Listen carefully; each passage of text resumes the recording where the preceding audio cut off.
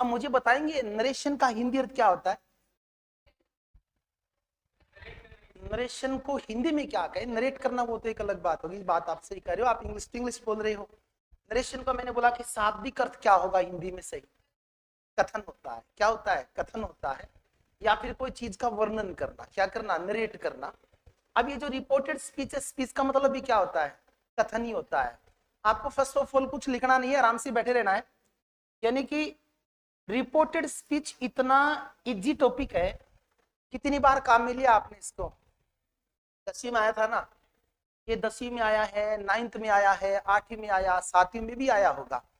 लेकिन हम इसको क्या करते हैं कि बार बार ये हमारा वाक्य गलत होता है, इसमें ऐसा कुछ है ही नहीं। रियली अगर अपन बात करें तो इसमें, बोल मत बेटा, चलो आप रुक जाओ, पीछे 2-3 बात कर ले, हो गई बात। आप लोगों की शिकायत मुझे पहले भी थी और इतने दिन बाद आज भी है, ये शिकायत नहीं होनी चाहिए। यानी कि फिर जब अपन बात करते हैं दूसरे लोगों का ध्यान भंग होता है। सुबह सुबह तो 1.5 घंटा बिल्कुल भी अपन को नहीं बोलना चाहिए, हो सकता है बाद में तो दिमाग थोड़ा पचल हो जाए। रिपोर्टेड स्पीच को कितने पार्ट्स में बांटा जाता है? तो एक का नाम क्या होता है? पहले को क्या कहें? इसको कहते हैं डायरेक्ट स्पीच। और दूसरे का क्या नाम होता है? Indirect speech. अब हमने अभी तक सिर्फ एंड सिर्फ 10th क्लास तक ही इसको पढ़ा है। अब इसमें थोड़ी सी डिफिकल्टी आने वाली है। जो एग्जाम होता है ना, कंपटीशन, उसमें आपको इनडायरेक्ट भी दिया जा सकता है, और इनडायरेक्ट से क्या पूछ सकता है? डायरेक्ट पूछ सकता है। इन 90% बच्चे सिर्फ एंड सिर्फ किसकी तैयारी करके जाएंगे? डायरेक्ट से इनडायरेक्ट में चेंज होने के लिए प्रिपेयर करके जाएंगे। पेपर सेटर क्या करेगा? वो आपको इनडायरेक्ट दे देगा और कहेगा कि इसका डायरेक्ट क्या होगा। तो हमें आता तो है, लेकिन अब जब इसका मंथन करके नहीं जाते तो वहां पे चीजें क्या हो जाती है? गलत हो जाती है। एग्जाम का टाइम ऐसा होता है कि उसमें ज्यादा तार्किक शक्ति, वो सोचने विचारने से टाइम जाया होता है, और इतना टाइम हमको मिलता नहीं है। अगर आप डायरेक्ट से इनडायरेक्ट पढ़ के जाएंगे तो हल तो कर लेंगे, लेकिन जहां 1 मिनट लगना चाहिए वहां कितने लगेंगे? 3-4 मिनट लगेंगे। उससे आगे वाले प्रश्न क्या हो जाएंगे? रह जाएंगे। यानी हम जैसे ही प्रश्न हल करना शुरू किया, जो भी प्रश्न जितना टाइम का हो उतना ही टाइम देना चाहिए। मानिए पहला प्रश्न 30 सेकंड का था, कितने सेकंड का? 30, और हमने इसको कितना दे दिया? 1 मिनट। तो आने वाले प्रश्नों पे क्या बढ़ता जाएगा? प्रेशर बढ़ता जाएगा।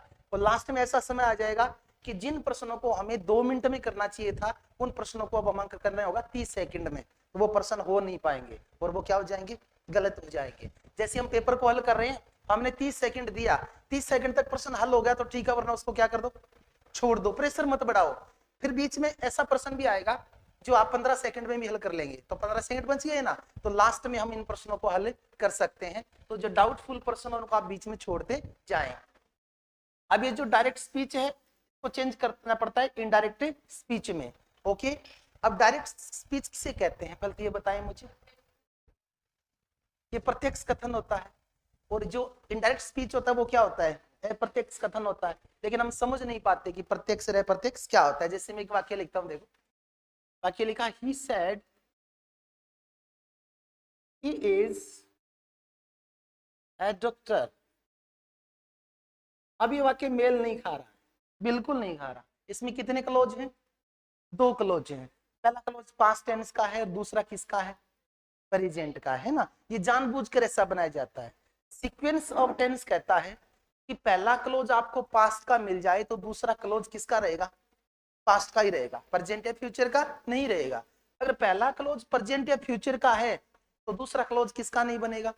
पास्ट का नहीं बनेगा, वो प्रेजेंट या फ्यूचर उसमें आ सकता है। तो सीक्वेंस ऑफ टेंस इसका सही नहीं होता।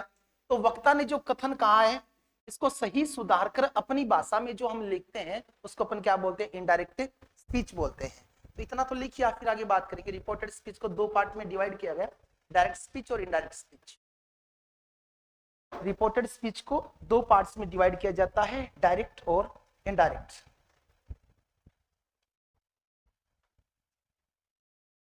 Reported speech are divided in 2 parts, direct speech and indirect speech.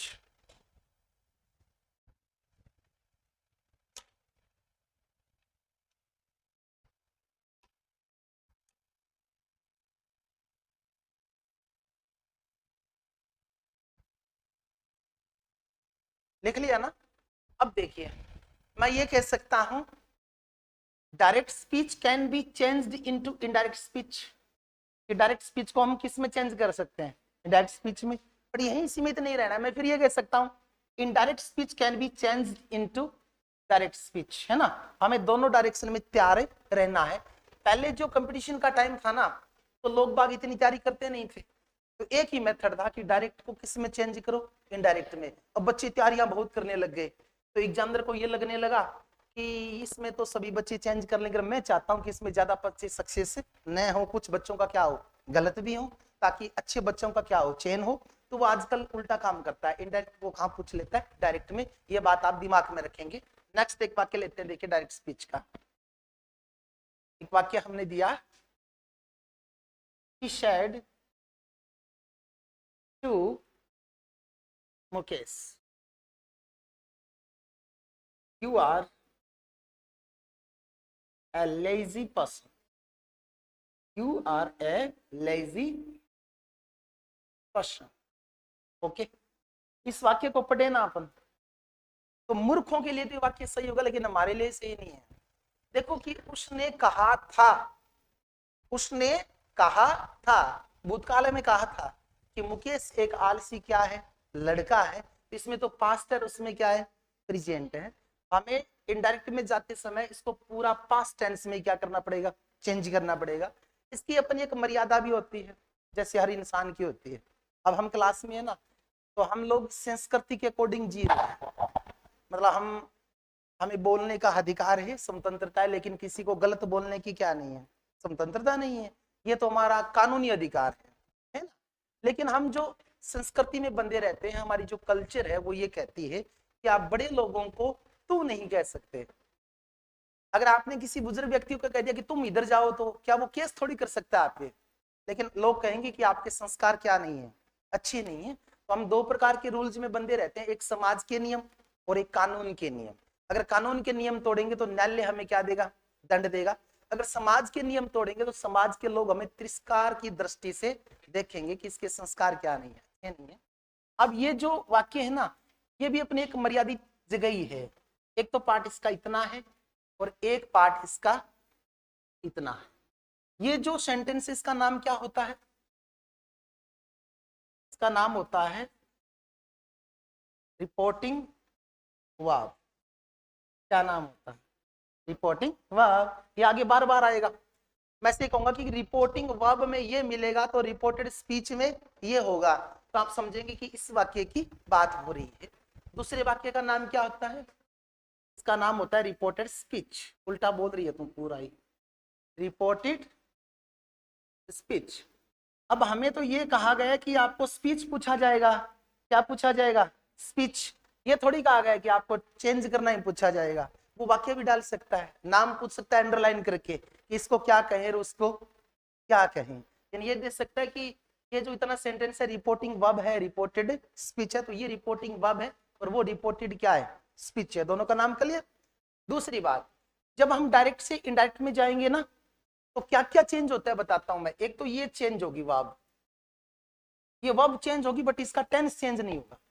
इसका क्या चेंज नहीं होगा, यानी ये पास्ट इंडेफिनिट है तो ये वाक्य किसका रहेगा, पास्ट इंडेफिनिट करेगा। बाकी कोई टेंस संबंधी चेंजिंग आपको इसमें नहीं करनी है। लेकिन जो नेक्स्ट वाक्य है ना, उसका टेंस आपको क्या करना पड़ेगा, चेंज करना पड़ेगा। दूसरी बात, ये जो दोनों कोमाई मैंने दे रखी है ना, इनको हटाना पड़ेगा और इसकी जगह कंजक्शन आपको लगाना पड़ेगा। क्या लगाना पड़ेगा, कंजक्शन। वो अकॉर्डिंग टू रूल लगता है, मैं लिखा दूंगा बाद में, पहले आपको एक्सप्लेन कर दूं। देखिए यहाँ पे आपको अगर साधारण वाक्य मिलता है, क्या मिलता है, साधारण, या फिर मिलता है नकारात्मक, तो सेट टू की जगह आप क्या लगाएंगे, टोल्ड लगाएंगे। याद रह जाएगी बात, मैं लिखा भी दूंगा। यानी कि हमको डायरेक्ट से इनडायरेक्ट में वाक्य चेंज करना दिया, साधारण वाक्य मिला या नकारात्मक वाक्य मिला, तो हमको सबसे पहले यहां से लिखना शुरू करना पड़ेगा ही, उसके बाद सेड टू को चेंज करना ही पड़ेगा। अगर ये सेंटेंस आपको सिंपल मिले, चाहे कोई टेंस का मिले, चाहे नेगेटिव मिले, कोई टेंस का मिले, तो सेड टू की जगह आप क्या लगाएंगे, टोल्ड लगाएंगे। पहला रूल हो गया। दूसरा रूल ये कहता है, यहाँ पे जो कंजक्शन लगेगा ना, वो भी वाक्य का प्रकार देख के लगेगा। अगर वो सिंपल या नेगेटिव है तो दैट लगेगा, सिंपल या नेगेटिव है तो क्या लगेगा, दैट लगेगा। तीसरी बात, इसमें टेंस भी हमको क्या करना पड़ेगा, चेंज करना पड़ेगा। वो मैं टेबल लिखा दूंगा इसमें ये टेंस होगा तो ये आएगा, और ये होगा तो ये आएगा। ये कन्फर्म है, प्रेजेंट नहीं रहेगा इसमें, कौन सा आएगा, पास्ट ही आएगा। दूसरी बात, जब वाक्य को हम पास्ट का बना रहे हैं तो जो एडवर्ब प्रेजेंट के उसको भी क्या बनाना पड़ेगा, पास्ट में बनाना पड़ेगा। आता है ना टाइम संबंधी परिवर्तन, दिस का दैट, दिस का दोस, टुडे का दैट डे, क्योंकि प्रेजेंट को किस में लेके जा रहे हैं, पास्ट में लेके जा रहे हैं। तीसरा परिवर्तन कहता है कि आपको प्रोनाउन भी क्या करने पड़ेंगे, चेंज करने पड़ेंगे। तो इसमें मुख्यतः 3 चेंजिंग होती है, टेंस संबंधी, टाइम संबंधी और प्रोनाउन संबंधी, है ना। टाइम की एक टेबल मिल जाएगी आपको, टेंस की एक टेबल मिल जाएगी आपको, और रूल है वो प्रत्येक साधारण नेगेटिव इंट्रोगेटिव में लिखा दूंगा, तो फिर रहेगा क्या, कुछ नहीं रहने वाला। अगर मैं बात करूं कि ये वाक्य आपको इंट्रोगेटिव मिल जाए, क्या मिल जाए, इंट्रोगेटिव। इंट्रोगेटिव भी 2 प्रकार के होते हैं, एक तो WH वर्ड वाला और एक हेल्पिंग वर्ब वाला। तो फिर सेड टू का टोल्ड नहीं होगा, फिर सेड टू की जगह आप क्या लगाएंगे, आस्क्ड लगाएंगे। क्या लगाएंगे, आस्क्ड। आस्क्ड की जगह आपको इंक्वायर्ड भी मिल सकता है, क्योंकि ये कंपटीशन है, हमें बनाना नहीं है, हमें बनाया हुआ वाक्य मिलेगा। हो सकता है वो आस्क्ड की जगह क्या लिख दे, इंक्वायर्ड लिख दे। अगर ये प्रश्नवाचक वाक्य है, ये चाहे WH वर्ड है चाहे हेल्पिंग वर्ब है, सेड टू की जगह आस्क्ड या इंक्वायर्ड आएगा। बट यहाँ कंजक्शन में डिफरेंस रहता है, अगर यहाँ हेल्पिंग वर्ब से आएगा तो यहाँ इफ आएगा, क्या आएगा, इफ, या फिर वेदर आएगा, इफ या वेदर। एक बात का ध्यान रखना है, प्रश्नवाचक वाक्य को आप चेंज करेंगे तो सिंपल में चेंज करेंगे। किसमें चेंज करेंगे, सिंपल में। ये लिखाऊंगा भी मैं, लेकिन पहले थोड़ी सी आपकी कंसेप्ट में क्लियर कर दूं। ये तो बात हुई सिंपल, नेगेटिव और इंट्रोगेटिव की, है ना। इंपरेटिव सेंटेंस वहां मिलता है तो सेड टू और कंजक्शन चेंज करने के रूल क्या होंगे, अलग होंगे। अगर एक्सक्लेमेटरी मिलता है तो उसके रूल क्या होंगे, अलग होंगे। अगर ऑब्जेक्टिव मिलता है तो उसके रूल्स क्या होंगे, अलग होंगे। ये तो इनके रूल्स की बात। अब बात ये रही, ये जो सेड टू है ना, सेड टू, अगर यहाँ पे सेड टू मिलेगा तब ही नेक्स्ट जो सेंटेंस का टेंस चेंज होगा। अगर यहाँ आपको प्रेजेंट या फ्यूचर टेंस मिलता है तो फिर आगे वाले टेंस के बाद जो सेंटेंस का टेंस क्या नहीं होता, चेंज नहीं होता, क्योंकि यहाँ पे प्रेजेंट है तो वहां पास्ट नहीं कर सकते, कंफर्म सा है ना। तो ये चीजें मैं आपको धीरे धीरे धीरे धीरे लिखा दूंगा। अब शायद आपके दिमाग में स्पीच की कंसेप्ट तो बन गई थोड़ी, कैसे ऐसी ये चीजें होंगी, लेकिन ऐसे करने से तो होगा नहीं, लिखना तो हमको पड़ेगा। तो लिखना आप स्टार्ट कीजिए। आप ये वाक्य लिख लीजिए और इसका नाम दे दीजिए रिपोर्टिंग वर्ब और उसका नाम दे दीजिए रिपोर्टेड स्पीच। ये दोनों के नाम हो गए। जो पहला सेंटेंस है उसका नाम रिपोर्टिंग वर्ब है, जो दूसरा सेंटेंस है उसका नाम है रिपोर्टेड स्पीच।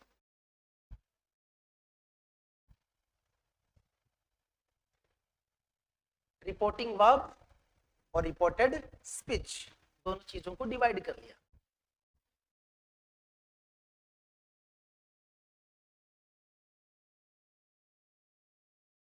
रिपोर्टिंग वर्ब और रिपोर्टेड स्पीच।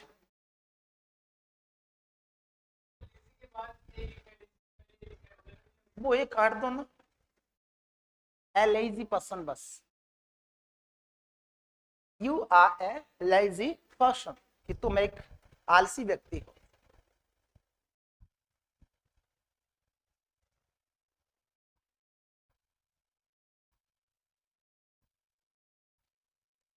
लिख लिया।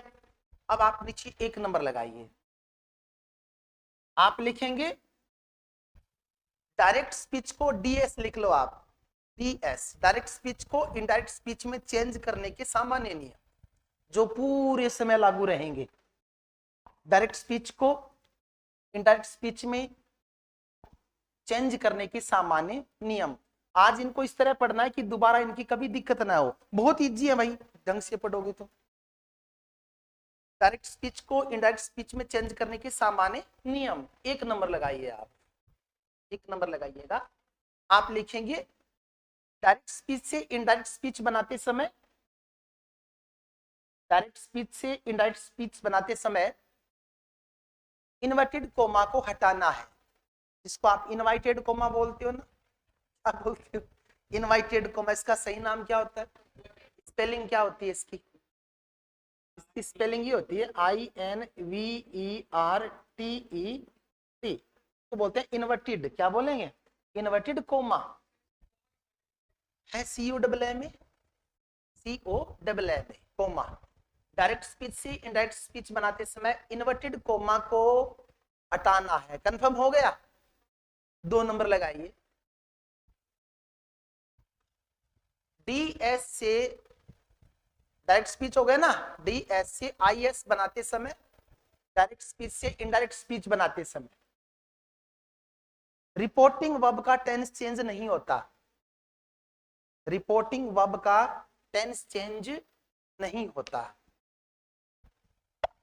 रिपोर्टिंग वर्ब का टेंस चेंज नहीं होता। इस वाक्य के बारे में लिख रहे हैं, पता चल गया? यानी इस वाक्य के साथ आप छेड़खानी नहीं करेंगे, का टेंस चेंज आपको बिल्कुल नहीं करना है।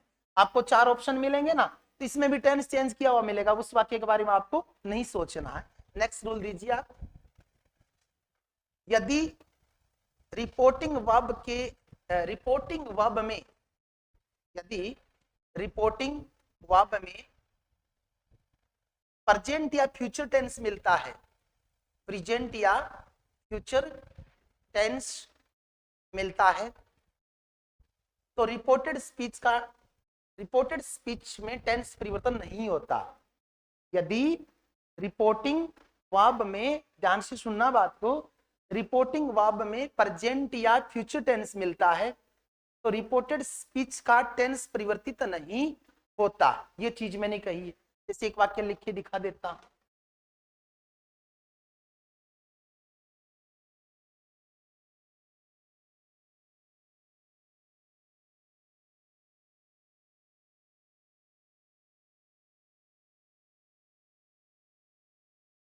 देखना भाई, ये वाक्य कह रहा है he says to me they are teachers, लिखा ना यहां में, ये तो प्रेजेंट इंडेफिनिट तो है, प्रेजेंट टेंस हो गया। मैं यहां भी ये भी लिख सकता हूं he will say to me, तो कौन सा हो जाएगा? टीचर हो जाएगा, और आगे सेम सेंटेंस रह जाएगा। मैं ये भी कह सकता हूं वी शैल से टू यू दे आर जो भी, तो इसमें कौन सा हो जाएगा? फ्यूचर हो जाएगा। या फिर मैं लिखूं दे से टू मी, तो फिर कौन सा हो जाएगा? प्रेजेंट हो जाएगा। अगर ऐसी कंडीशंस आती है तो इस वाक्य में टेंस क्या नहीं होगा? चेंज नहीं होगा। अगर ऐसी कंडीशन है तो सेज की जगह आप क्या लिखेंगे? टेल्स लिखेंगे। क्या लिखेंगे? टेल्स। अगर आपको सिर्फ से मिलता है तो आप क्या लिखेंगे? टेल लिखेंगे ना। और विल से मिलता है तो क्या लिखेंगे? Will tell.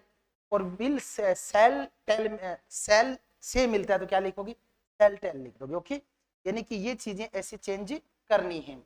फिर देखो, लिखो मत, ये जो कंजक्शन आएगा ना, ये सेंटेंस के अकॉर्डिंग ही चेंज होगा। ठीक है, इसमें कोई प्रोनाउन आएगा तो वो चेंज होगा, बट सिर्फ एंड सिर्फ चेंज क्या नहीं होगा?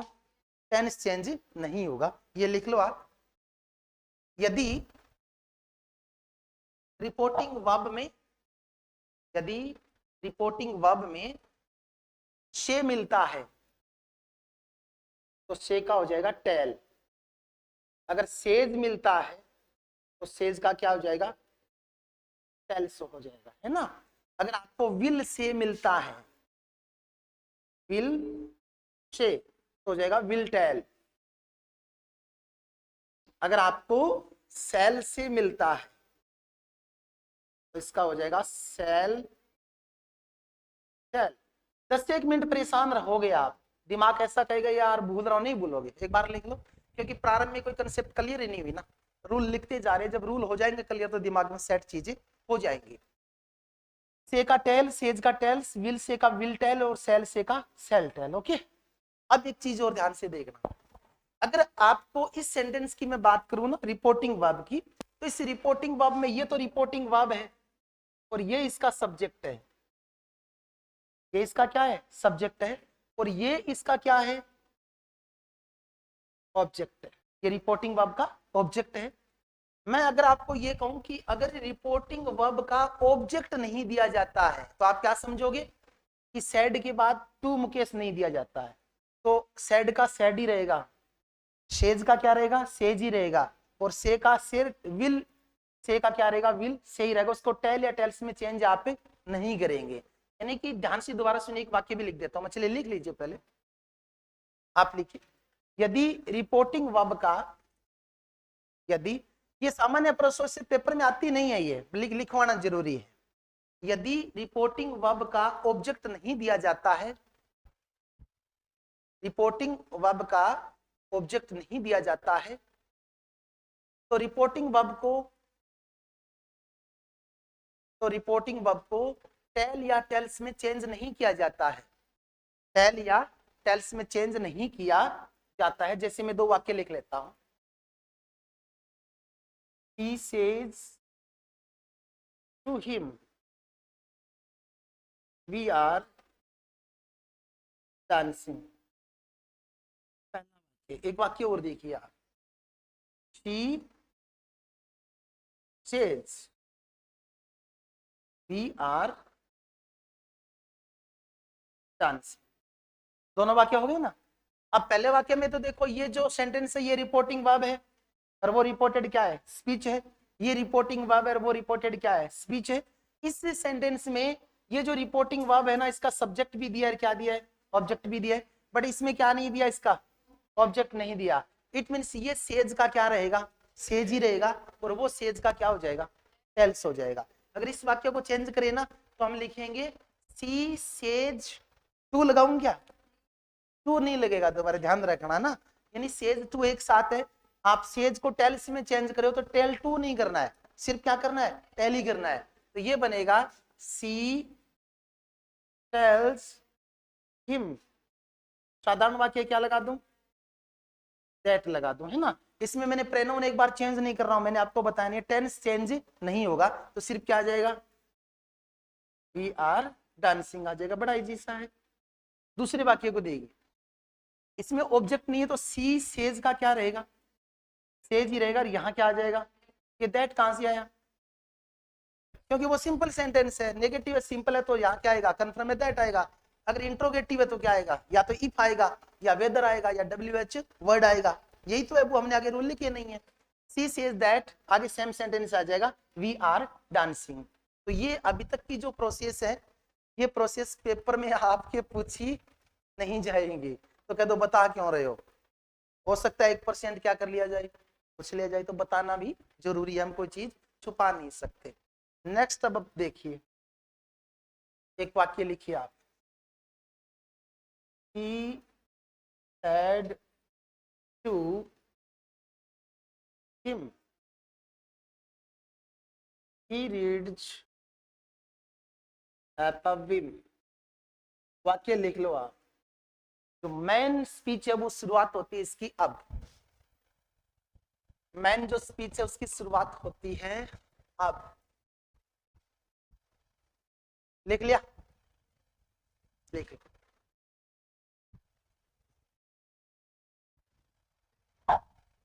आराम से पढ़ते जाओ। यदि आपने टेंस पढ़े हैं और इंपरेटिव वो जो सेंटेंस मैंने पढ़ाए थे ना, इफ आपने वो पढ़े हैं तो स्टाम्प ले आओ, मैं लिख के देता हूँ, आपका वाक्य गलत नहीं होगा। टेंस नहीं पढ़े तो दिक्कत होगी, टेंस नहीं पढ़ा उसको तो दिक्कत होनी है, क्यों, पूरा मैटर टेंस का है। She said to him he reads a poem. अगर सेंटेंस में यहां आपको सेड टू मिल गया, क्या मिल गया, सेड टू, तो वाक्य में ये परिवर्तन होंगे। देखो टेंस संबंधी परिवर्तन होगा। दूसरा कैसा होगा, प्रोनाउन संबंधी होगा। और तीसरा टाइम संबंधी होगा, है ना। यहाँ पे आपको प्रेजेंट या फ्यूचर मिलता है तो फिर कौन सा परिवर्तन वहां होगा, सिर्फ प्रोनाउन का होगा। सिर्फ किसका होगा, प्रोनाउन का, टेंस और टाइम का नहीं होगा। तो आप यहां नोट लगा के लिखना, यदि रिपोर्टिंग वर्ब में पास्ट टेंस मिलता है, यदि रिपोर्टिंग वर्ब में पास्ट टेंस मिलता है तो इनडायरेक्ट स्पीच बनाते समय निम्न परिवर्तन होंगे। इनडायरेक्ट स्पीच बनाते समय निम्न परिवर्तन होंगे,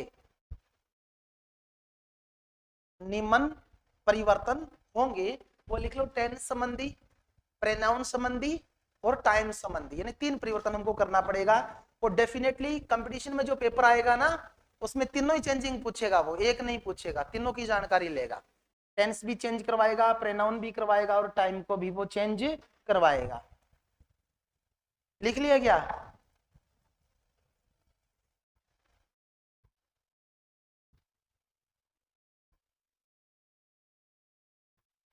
लिख लिया ना। अब देखिए बोर्ड पे, आपको ज्यादा परेशान नहीं करेंगे, आपको तो सिर्फ रूल लिखने हैं, बाकी चीजें क्या करनी है, समझनी है। लिख तो बहुत लिया थे, 10वीं क्लास में कॉपी भरी हो ली थी बड़ी, 9th क्लास में भी भरी है ना, अब बुक्स में खूब लिखा पड़ा है, पढ़ने से कुछ नहीं होता, होता है समझने से। हमें उस चीज को क्या करना है, समझना है। दुनिया की कोई ऐसी चीज नहीं है जो समझने से नहीं आए, तभी आएगी जब उसके पूरे स्टेप हम फॉलो करेंगे। यानी कि हमको टेंस आना, ये स्पीच पढ़ने के लिए हमें टेंस आना चाहिए, प्रोनाउन की क्या होनी चाहिए, जानकारी होनी चाहिए, और वर्ब हमें आनी चाहिए। तो इनकी कोई औकात नहीं है कि हमको आए नहीं। अब देखिए ये तीनों चेंजेस तो एक साथ होंगे नहीं, तीनों तो एक साथ नहीं सीख सकते, इसलिए सबसे पहले फोकस किस पे करेंगे, टेंस पे करेंगे। आप लिखिए टेंस संबंधी परिवर्तन की मैं एक सारणी लिखाता हूं आपको। टेंस संबंधी परिवर्तन, टेंस संबंधी परिवर्तन। और टेंस संबंधी परिवर्तन में मैं कहां की बात कर रहा हूं, जब हमको डायरेक्ट स्पीच का वाक्य मिलता है तो रिपोर्टिंग वर्ब का टेंस चेंज नहीं होगा, रिपोर्टेड स्पीच का टेंस क्या होगा, चेंज होगा। और तभी होगा जब रिपोर्टिंग वर्ब में कौन सा टेंस मिले, पास्ट मिले। पास्ट का मतलब है सैड मिले, क्या मिले, सैड। जिससे की सेकंड फॉर्म कौन सी है, सैड, और वर्ब की सेकंड फॉर्म मतलब कौन सा टेंस हो गया, पास्ट हो गया। अगर आपको रिपोर्टिंग वर्ब में सैड मिलता है तो रिपोर्टेड स्पीच में अगर आपको वर्ब की फर्स्ट फॉर्म मिलती है या उसके साथ एस या ईएस मिलता है या डू या क्या मिलता है, क्लियर हो गए कौन सा टेंस है। पहचानना तो आपका ही पड़ेगा, प्रेजेंट इंडेफिनिट है। कौन सा है, प्रेजेंट इंडेफिनिट। अगर आपको टेंस चेंज करना हो तो प्रेजेंट इंडेफिनिट के वाक्य को किस में चेंज करेंगे, वर्ब की सेकंड फॉर्म या डिड में चेंज करेंगे। कैसे करेंगे वो मैं बताऊंगा। मतलब प्रेजेंट इंडेफिनिट को किस में चेंज कर दिया, हम जब वॉइस और स्पीच पढ़ते हैं ना तो हम तिलमिला जाते हैं। वॉइस में टेंस चेंज नहीं होता, एक पार्ट का दूसरे पार्ट में हेल्पिंग वर्ब काम में लेते हैं, लेकिन स्पीच में टेंस क्या होता है, चेंज होता है। प्रेजेंट का क्या बनता है, पास्ट बनता है।